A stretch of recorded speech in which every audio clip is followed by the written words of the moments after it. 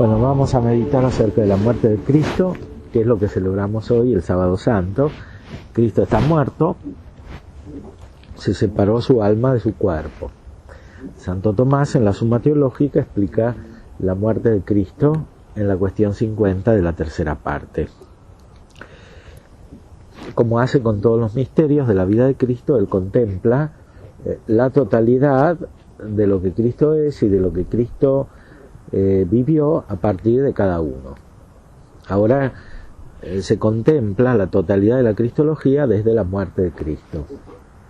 Es lo que comienza a hacer aquí en el primer artículo, donde se pregunta si fue conveniente que Cristo muriese. Fue conveniente que Cristo muriese. Esa es la afirmación, la tesis que va a sostener aquí a partir de la Sagrada Escritura del Evangelio según San Juan, en el capítulo 11, donde se dice: es conveniente que muera un solo hombre por el pueblo, para que no perezca toda la nación. Esto lo dijo un judío, pero lo dijo profetizando la verdad, anunciando la verdad. Lo dijo Caifás, uno de los que hizo matar a Jesús, el principal. Es conveniente que muera un solo hombre por el pueblo, para que no perezca toda la nación. Él lo decía al revés de la verdad, es decir, lo decía desde el punto de vista de los que querían matar a Jesús. Querían eliminarlo para que se salve desde su punto de vista el pueblo judío, es decir, que no acceda a la revelación nueva del cristianismo. En cambio, la verdad era la revelación, lo que quería hacer Dios. Y la salvación de la que se trataba de verdad era otra, era la salvación espiritual, era la salvación sobrenatural. Dice aquí, explicando este texto, Santo Tomás: fue conveniente que Cristo muriese, primero para satisfacer por el género humano, que había sido condenado a muerte a causa del pecado. Conforme al pasaje de Génesis 2, cualquier día que comáis de él, ciertamente moriréis. Toda la cristología se entiende desde la acción salvadora de Cristo, que se realiza al modo de la satisfacción, que es un tema clásico de la teología. Satisfacer quiere decir hacer lo suficiente para reparar un daño, un pecado en este caso, el pecado de todo el género humano. En Adán, el pecado original, la pena del pecado es la muerte.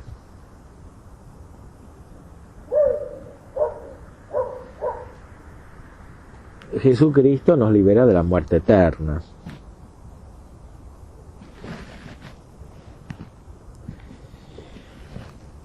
Y nos libera por medio de su muerte, es decir, da satisfacción al pecado original que merecía la muerte por medio de su propia muerte, o sea, compensa.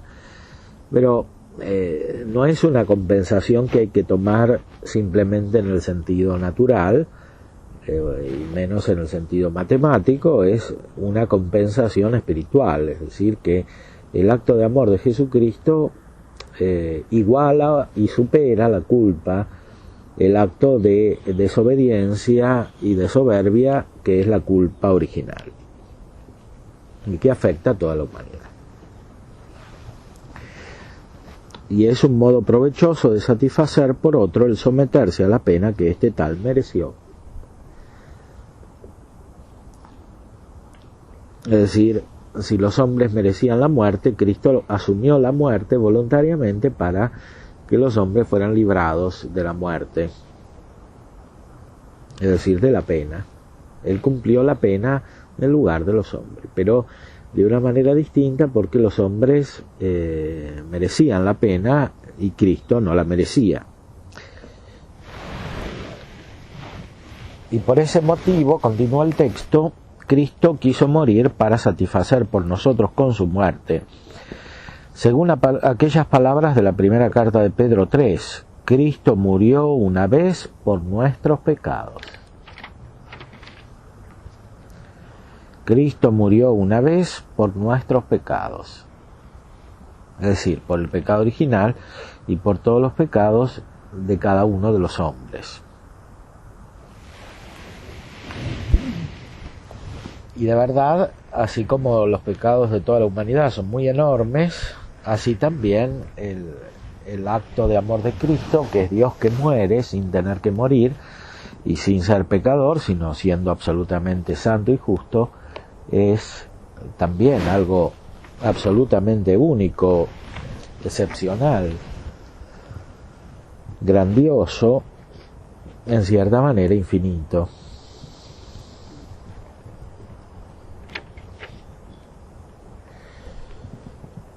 Ahora, Santo Tomás, desde este punto central que ilumina toda la cristología, contempla todos los misterios de Cristo. En primer lugar, la encarnación. La muerte de Cristo prueba la encarnación. O sea que Él era verdaderamente hombre, porque solamente los hombres pueden morir.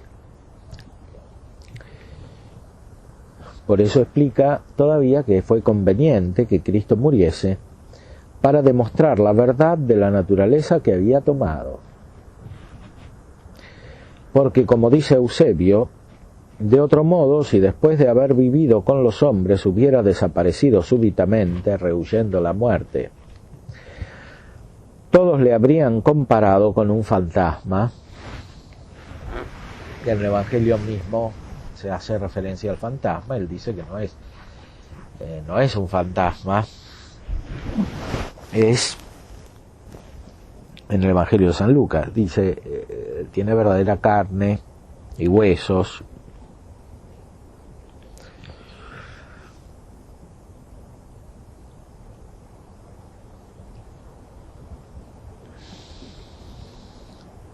Él se hizo verdaderamente hombre y demuestra durante su vida con sus milagros y sobre todo después de la muerte con la resurrección que es verdaderamente Dios. Es Dios que personalmente, la persona divina de Cristo asume la muerte.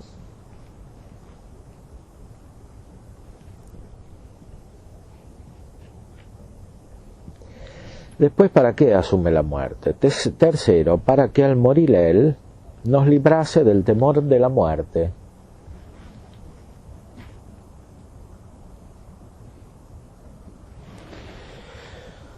Por eso se dice en Hebreos 2:14, participó de la carne y de la sangre para destruir mediante la muerte al que tenía el imperio de la muerte, y para librar a aquellos que por el temor de la muerte estaban sujetos de por vida a servidumbre.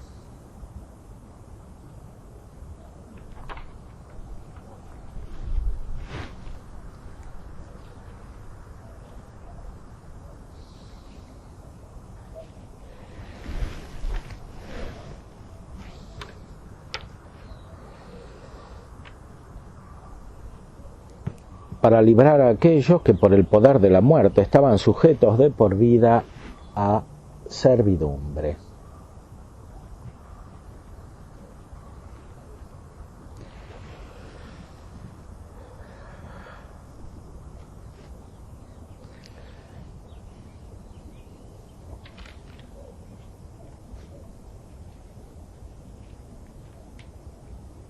Porque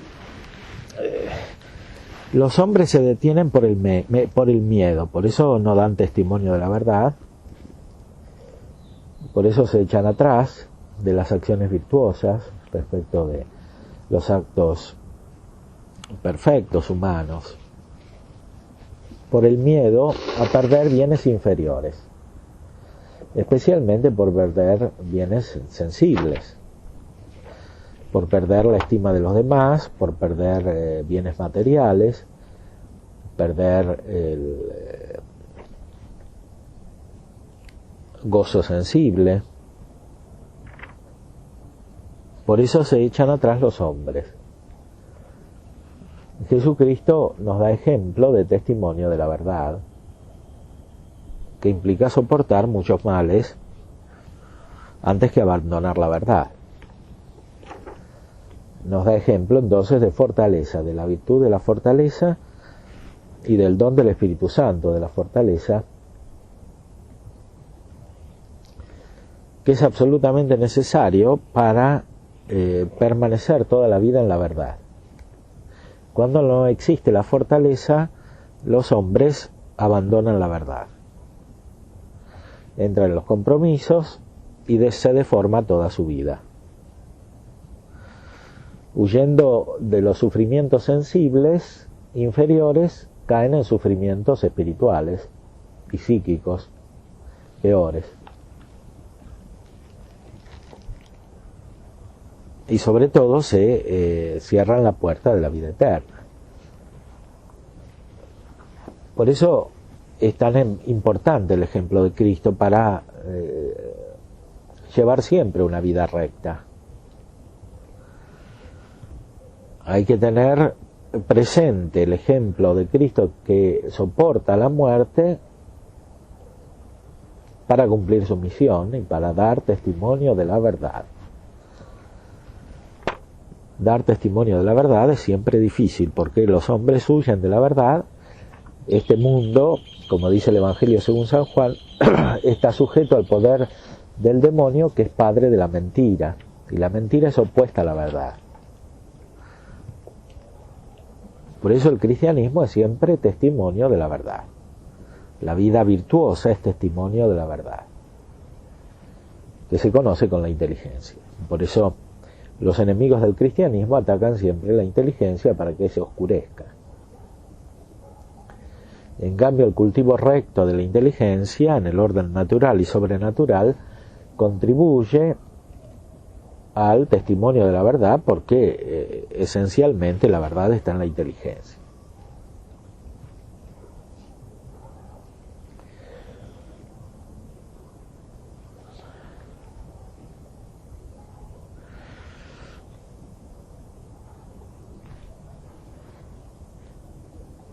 La verdad nos hace libres, dice Jesús en este Evangelio según San Juan, que recordamos, y nos hace libres porque nos libra del miedo justamente a perder otros bienes, y por eso podemos realizar las acciones intrépidas que se requieren para dar testimonio de la verdad.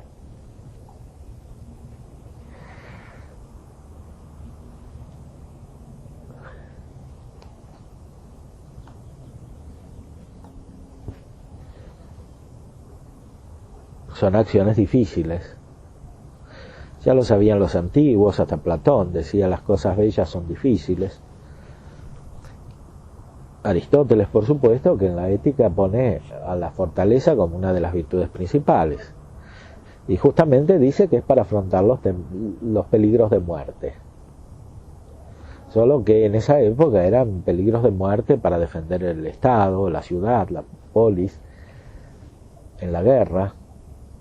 En cambio, Cristo nos enseña a afrontar los peligros de muerte para defender la verdad, principalmente, que es algo muy superior, y sobre todo la verdad acerca de Dios, la verdad sobrenatural.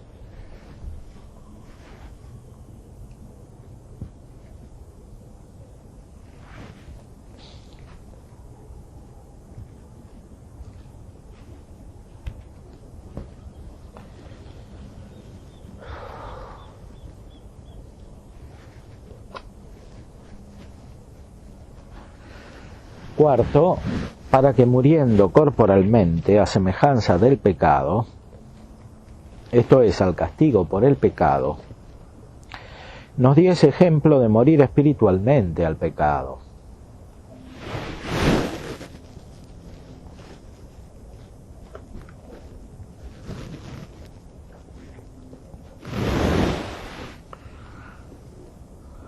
O sea, la muerte corporal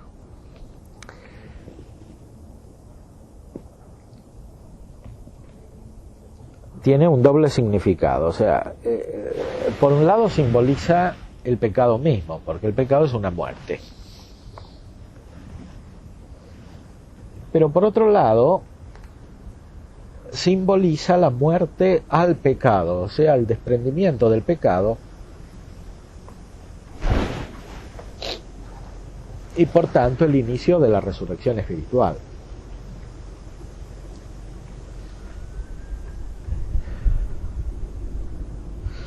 Por eso, cuando somos bautizados, por un lado, morimos al pecado original, por otro lado,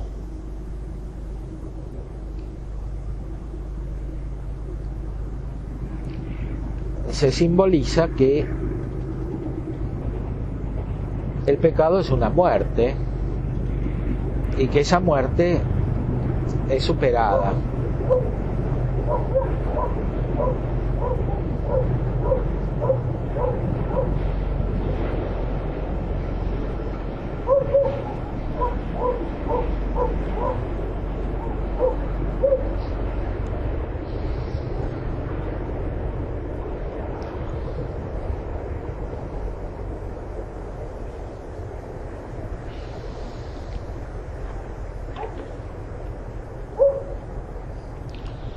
Por eso el bautismo es como hundirse en el agua y renacer, salir del agua,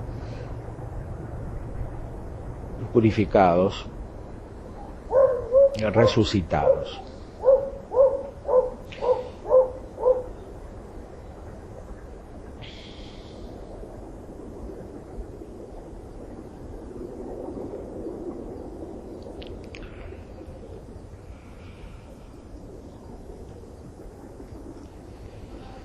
El imperio de la muerte, dice la carta a los Hebreos, aquí citada por Santo Tomás, en el punto anterior, tercero, el imperio de la muerte lo tiene el demonio, porque es el demonio el que hace morir a los hombres induciéndolos al pecado original y después a los otros pecados.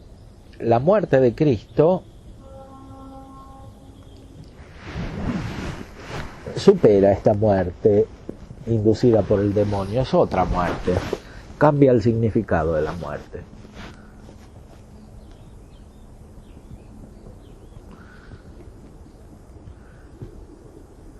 Y por eso, para los que están unidos a Cristo, la muerte no es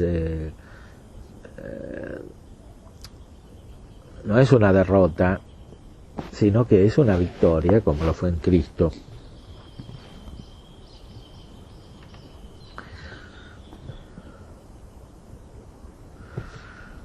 La muerte es algo que se asume voluntariamente para desprenderse del pecado, que es una muerte espiritual.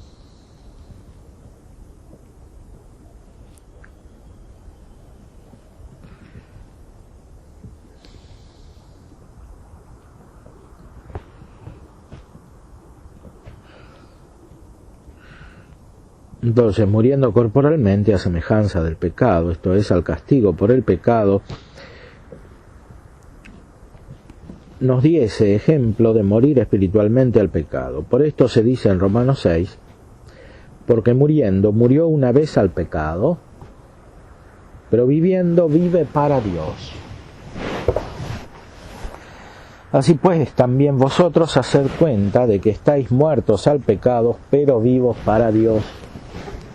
Muertos al pecado, pero vivos para Dios.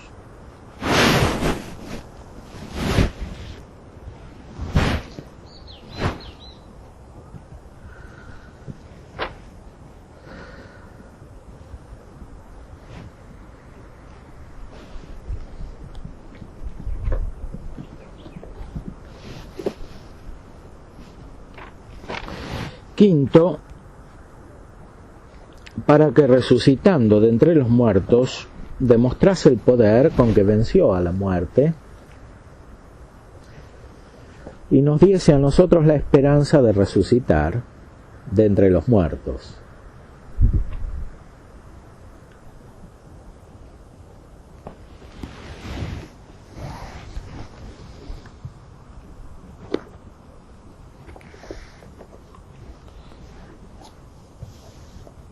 Por eso dice el apóstol en la primera carta a los Corintios 15, si de Cristo se predica que resucitó de entre los muertos, ¿cómo algunos de entre vosotros dicen que no habrá resurrección de los muertos?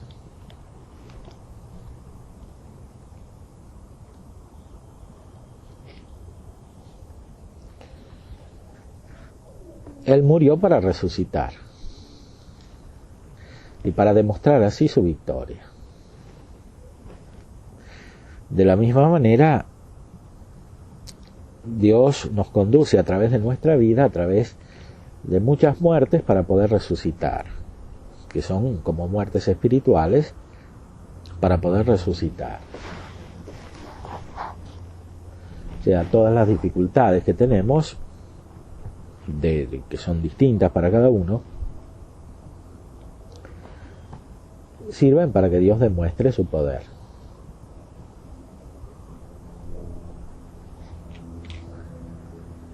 En nosotros, por medio de una resurrección espiritual que no solamente es para nosotros, sino también para los demás. Por eso en la historia del cristianismo siempre ha habido mártires que dan testimonio de la verdad de Cristo, que Cristo revela a través de la aceptación voluntaria de la muerte, imitando en esto al Maestro, a Cristo.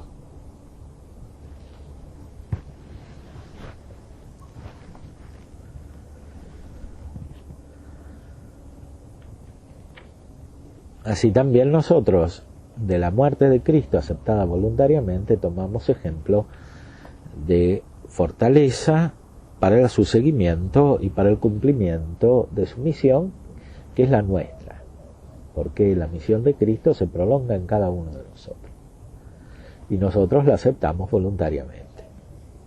Eso significa justamente ser cristiano, asumir voluntariamente la misión de Cristo, hacerla propia en los casos particulares en los cuales nos toca actuar, esperando en la resurrección, con fe sobrenatural y con esperanza sobrenatural. Porque no es algo evidente la resurrección, supera la razón. No entendemos cómo a partir de los males Dios saca bienes, pero lo podemos creer y lo podemos esperar. Lo debemos esperar. Porque como se trata de realidades espirituales, como dice San Juan de la Cruz, parece que son eternas. Entonces cuando tenemos males parece que son eternos, y cuando tenemos bienes también parece que son eternos. Pero en esta vida todavía no hay nada eterno. Lo eterno viene después.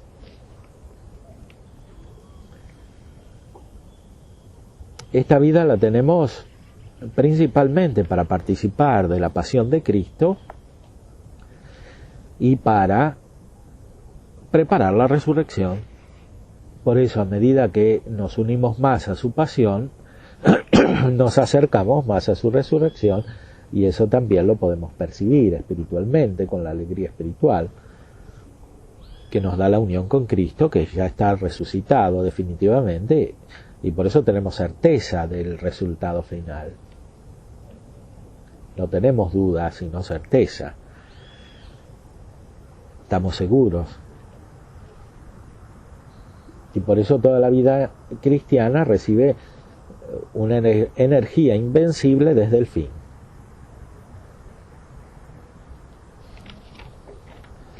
Y el pecado es dudar, es vacilar, es no mantenerse firme a partir de la certeza del resultado final, o sea, de la victoria de Cristo y de su resurrección.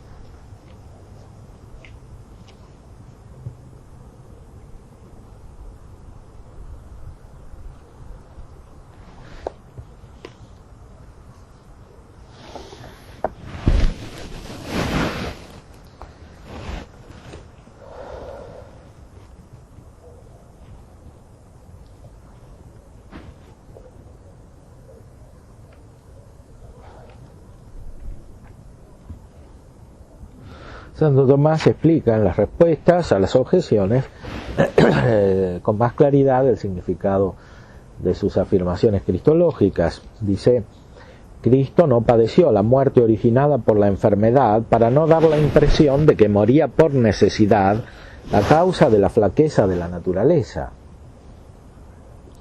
pero sufrió la muerte traída desde el exterior, ofreciéndose a ella espontáneamente, para demostrar que su muerte era voluntaria. Él quiso la muerte para nuestra salvación. Y así también los santos van alegres y voluntariamente movidos al encuentro de las dificultades y de la muerte en el martirio para que se vea clara la victoria de la resurrección. Por eso la vida de los que están unidos a Cristo tiene una energía invencible que deriva de la unión con el fin, con la victoria de Cristo, con la resurrección.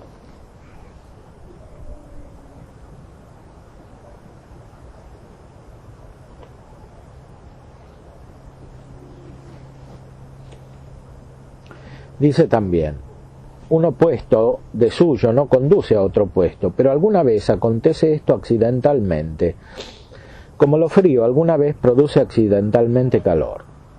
Y de esta manera Cristo, mediante su muerte, nos condujo a la vida, porque con su muerte destruyó la nuestra, al modo de quien sufre un castigo por otra persona, lo libra de tal castigo. Él sufrió en lugar nuestro el castigo que nos correspondía. Por eso su muerte nos conduce a la vida nuestra y también a su propia vida, porque ese acto de amor es divino. Y por eso se manifiesta en un resultado divino que es la resurrección.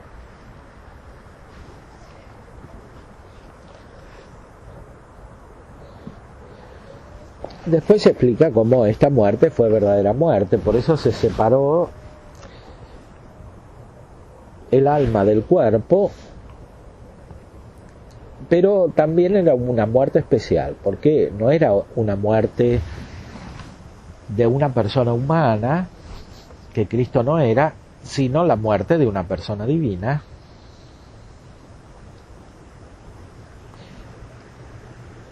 que murió según la naturaleza humana.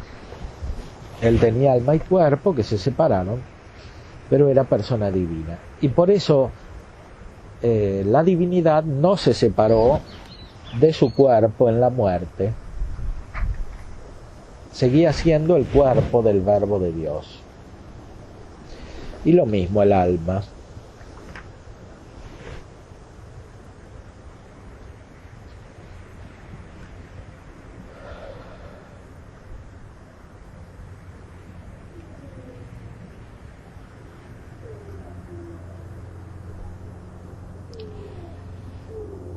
Esto está en la misma fe, lo deduce Santo Tomás del Credo.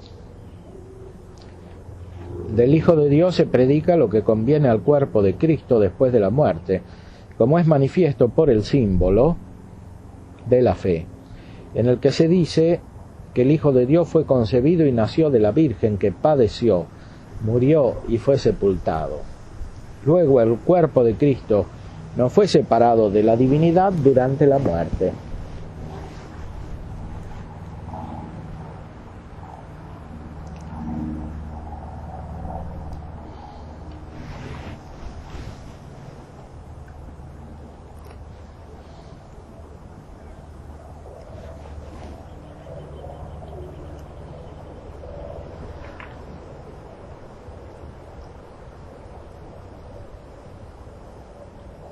Lo que se concede por gracia de Dios no se quita nunca sin que intervenga la culpa. Cuando Dios da una gracia, nos da una gracia, no la quita. Porque la gracia es participación de la vida divina, que es eterna y que es estable. La gracia no puede disminuir, explica Santo Tomás. Lo que puede disminuir por culpa nuestra es el uso de la gracia, la operación según la gracia. Cuando somos perezosos o débiles, no obramos según la gracia que Dios nos ha otorgado. Y así nos preparamos para perderla por culpa nuestra. Y mantenerla es simplemente aceptar la gracia que se nos ha dado. Y quererla. reconociendo que es gracia, que no es mérito nuestro. Aquel por el cual se nos ha dado.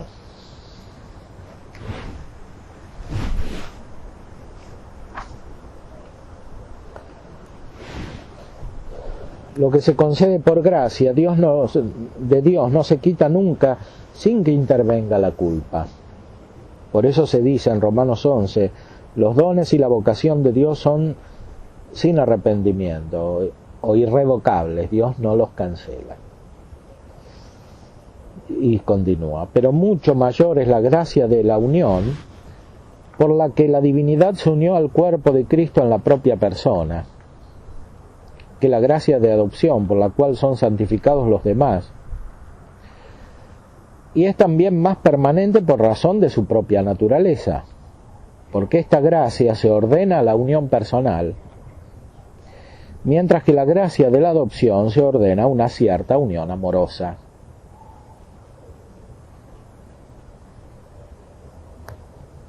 Y no obstante, sabemos que la gracia de la adopción nunca se pierde sin culpa.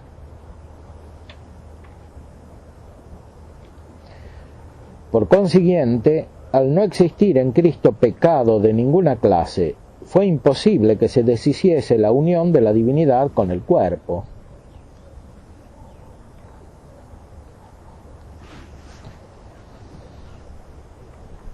Esa unión era una gracia y no podía perderse.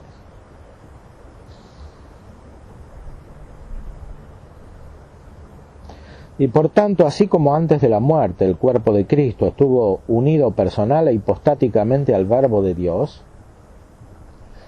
así también permaneció unido después de la muerte. De suerte que no fuese distinta la hipóstasis del Verbo de Dios y la del cuerpo de Cristo después de la muerte.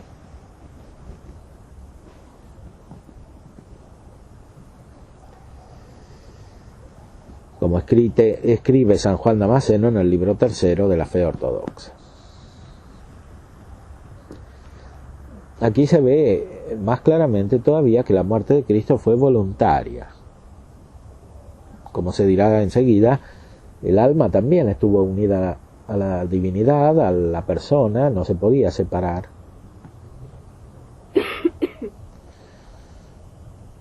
Porque todo esto se realizaba por la gracia de la unión, la gracia que es la unión hipostática entre la naturaleza humana y la divina. Y la gracia es la vida de Dios, que es eterna, no se puede perder, nada la puede destruir, y por eso no se separaba la humanidad de la divinidad. Y eso significa que tampoco se separaba el cuerpo y el alma de la divinidad. Pero Él voluntariamente, para padecer nuestra muerte, quiso que se separaran entre sí, el alma y el cuerpo.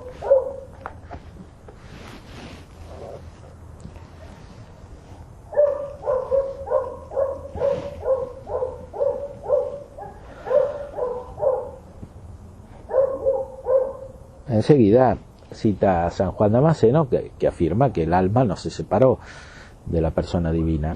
El Damasceno en el libro 3 escribe: aunque Cristo murió en cuanto hombre y su alma santísima se separó de su cuerpo inmaculado, la divinidad se mantuvo inseparable de una y otro, es decir, del alma y del cuerpo.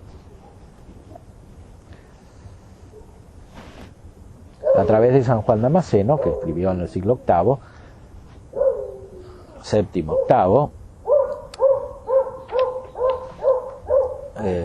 Santo Tomás recibe la herencia de los padres orientales griegos, a los cuales, por otra parte, cita.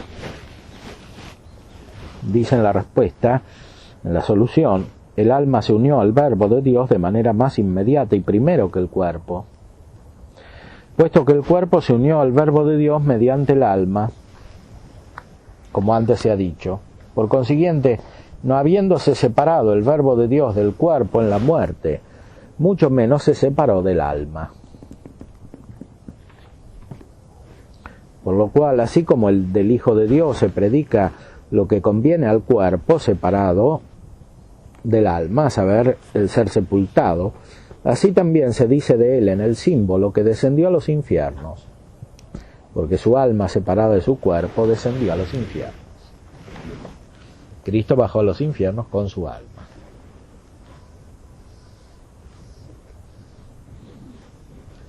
Mientras estaba muerto, es decir, el sábado santo, el viernes y el sábado.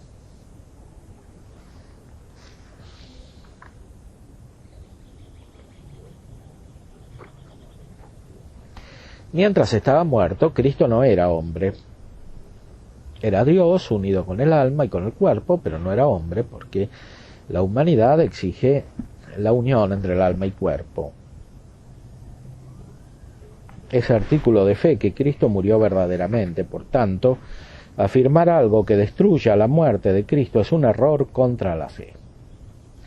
Por esto se dice en la epístola sinodal de Cirilo: si alguno no confiesa que el Verbo de Dios padeció en la carne, fue crucificado en la carne y experimentó la muerte en la carne, sea anatema.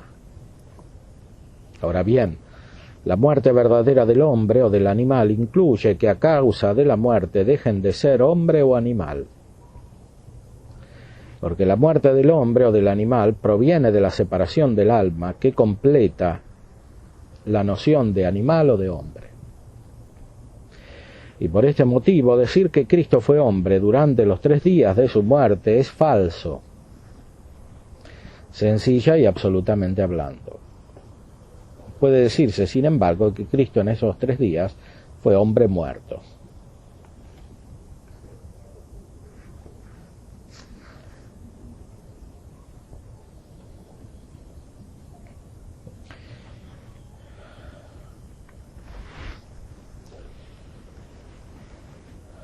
Ese cuerpo de Cristo, separado del alma, era el mismo cuerpo, pero no de la misma cualidad.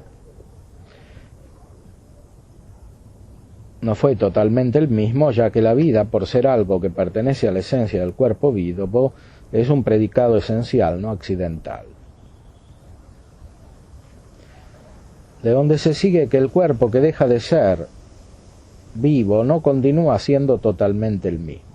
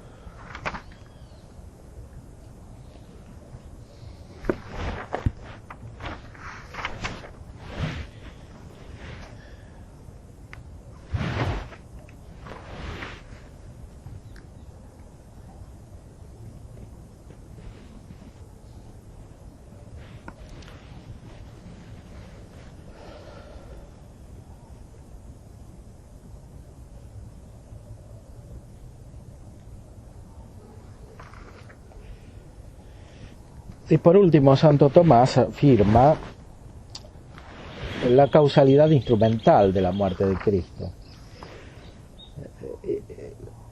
No es principalmente la muerte la que nos salva, sino la pasión. O sea, Cristo cuando estaba humanamente vivo, antes de morir. O sea, el acto de amor por el cual se entrega voluntariamente a la muerte. Sin embargo, la muerte también tiene una causalidad instrumental respecto de el acto de la persona de Cristo que humanamente quiere la muerte.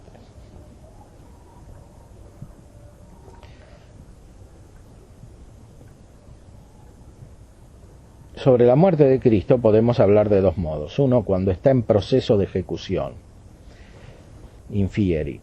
Otro, en cuanto es realizada, in facto es. Se dice que la muerte está en proceso de ejecución, infieri, cuando uno se encamina a la muerte por algún sufrimiento natural o violento. Y en este sentido, es lo mismo hablar de la muerte de Cristo que hablar de su pasión. Y así la muerte de Cristo, considerada de este modo, es causa de nuestra salvación, conforme a lo dicho arriba sobre la pasión, en la cuestión 49. Pero la muerte realizada, in facto esse, se entiende en cuanto que ya se ha producido la separación entre el alma y el cuerpo. Y en este sentido hablamos aquí de la muerte de Cristo. Y de este modo la muerte de Cristo no puede ser causa de nuestra salvación por vía de mérito, sino sólo por vía de eficiencia. Es a saber, en cuanto que por la muerte la divinidad no se separó del cuerpo de Cristo, y por este motivo, cuanto acontece con el cuerpo de Cristo, incluso separada el alma, fue saludable para nosotros, en virtud de la divinidad que estaba unida a él.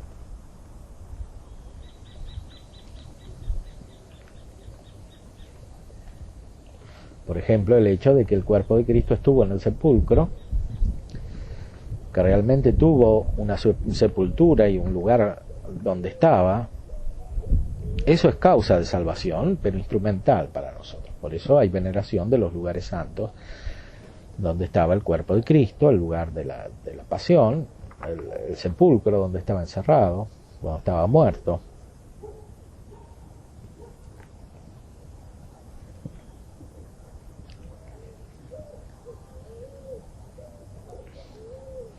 El cuerpo de Cristo era instrumento de la divinidad.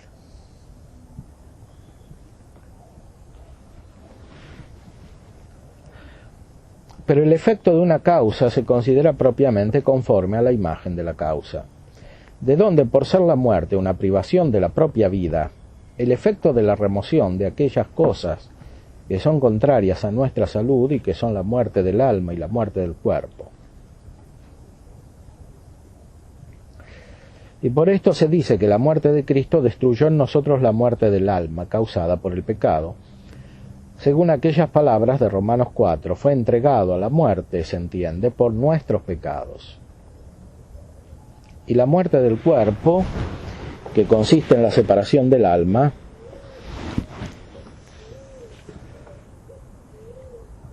conforme a aquel pasaje de la primera carta a los Corintios, la muerte ha sido absorbida por la victoria.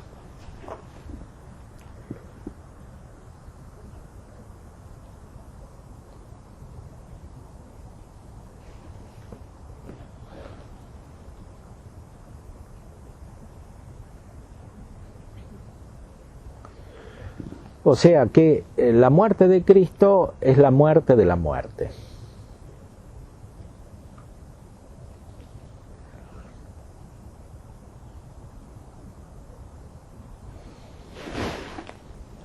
El efecto de la muerte de Cristo es semejante a la causa. Así como la muerte es una separación, una destrucción de la unidad humana,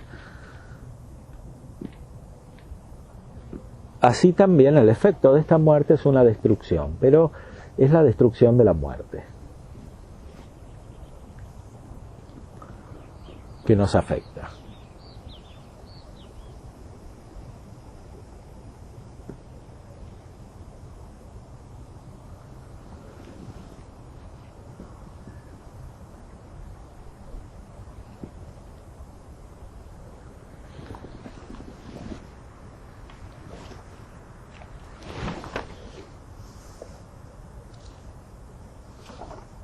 Después Santo Tomás explica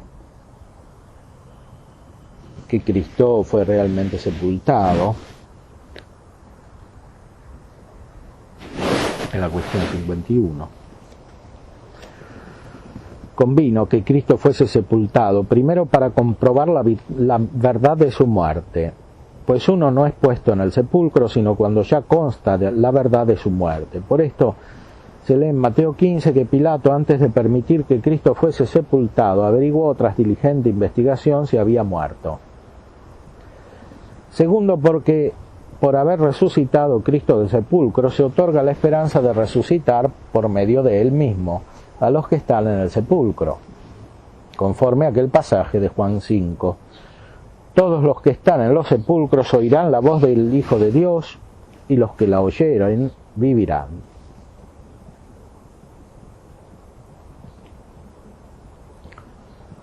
Tercero, para ejemplo de los que por la muerte de Cristo están espiritualmente muertos al pecado, los cuales sin duda quedan sustraídos de la conspiración de los hombres, por lo cual se dice en Colosenses 3, estáis muertos y vuestra vida está oculta con Cristo en Dios.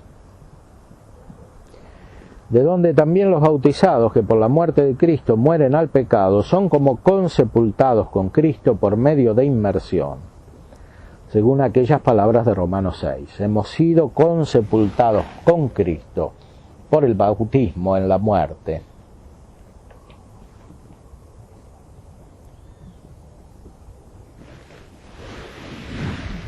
O sea, la sepultura de Cristo es un esconderse de los hombres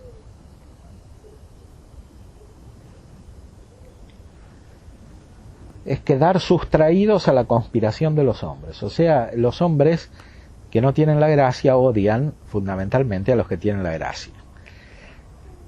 Los que tienen la gracia se unen a la muerte de Cristo y de esta manera quedan escondidos, o sea, quedan protegidos frente a la conspiración de los hombres. O sea, al odio de los que no tienen la gracia. Porque por más que estos tramen insidias y hagan daños,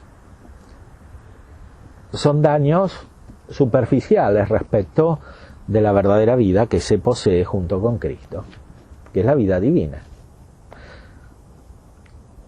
que Cristo seguía teniendo incluso cuando estaba muerto y cuando su cuerpo estaba en el sepulcro.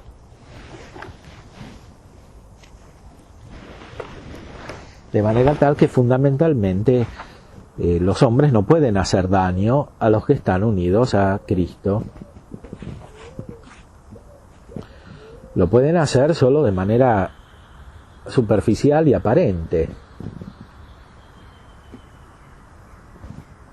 Aunque sean daños reales, comparados con la verdadera vida que se tiene, son superficiales y además sirven para tener bienes superiores. Como la muerte de Cristo sirvió para que resucitase.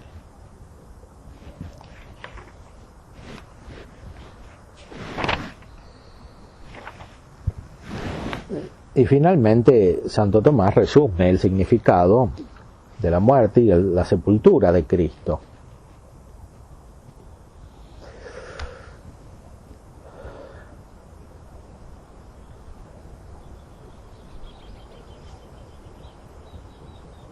El tiempo que Cristo permaneció en el sepulcro representa el efecto de su muerte. Y se ha dicho antes que por la muerte de Cristo fuimos librados de una doble muerte, a saber, de la muerte del alma y de la muerte del cuerpo. Y esto está significado por las 2 noches que Cristo permaneció en el sepulcro. Pero como su muerte no provino del pecado, sino que fue asumida por la caridad, no tuvo condición de noche, sino de día. Esta es la razón de que esté significada por el día que Cristo estuvo en el sepulcro. Y así fue conveniente que Cristo estuviera en el sepulcro 1 día y 2 noches.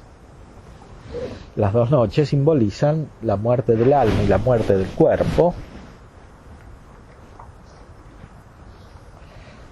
Y el día significa lo que está detrás de la muerte del alma y de la muerte del cuerpo que Cristo asumió voluntariamente. O sea, el acto de caridad, que es luminoso, porque proviene de la fe, proviene del conocimiento de Dios, más aún proviene en Cristo de la visión beatífica de Dios.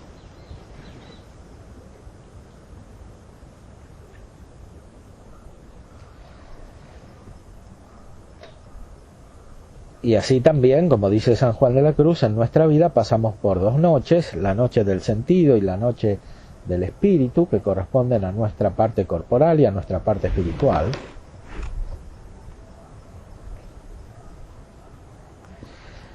Pero la razón de pasar por estas 2 noches es el día, o sea, la luz, que es la luz de Dios que nos llega ya en esta vida y nos hace resucitar espiritualmente y corporalmente.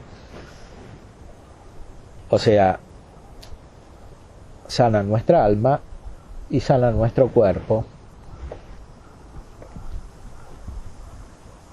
hasta que, asumiendo por caridad definitivamente la muerte, pasemos a la verdadera resurrección definitiva, en la cual nuestra humanidad está unida perfectamente con la divinidad de Cristo y participa totalmente de su vida divina, en el alma y en el cuerpo.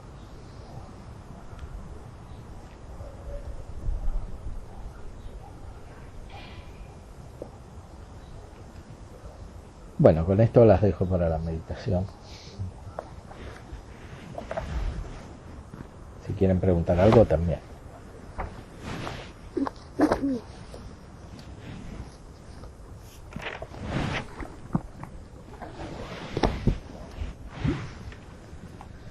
Una pregunta, padre. Sí. Usted dijo que el alma y el cuerpo se separaron cuando Cristo murió, pero ¿qué es lo que nos separó? ¿La divinidad por la humanidad? ¿Cómo se nos separó? El alma no se separó de la divinidad, el cuerpo no se separó de la divinidad, pero el alma y el cuerpo se separaron entre sí. Y por eso Cristo murió verdaderamente. En lo cual se muestra que no era una persona como nosotros, humana, sino divina. Aunque era verdaderamente hombre, era una persona divina. Y por eso resucitó. Y nosotros, cuando nos unimos a Él, resucitamos también, y nuestra muerte no puede ser definitiva.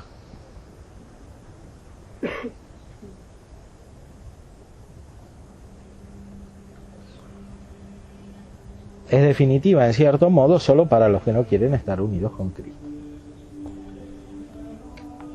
Porque no quieren creer en Él, no lo quieren amar, etc.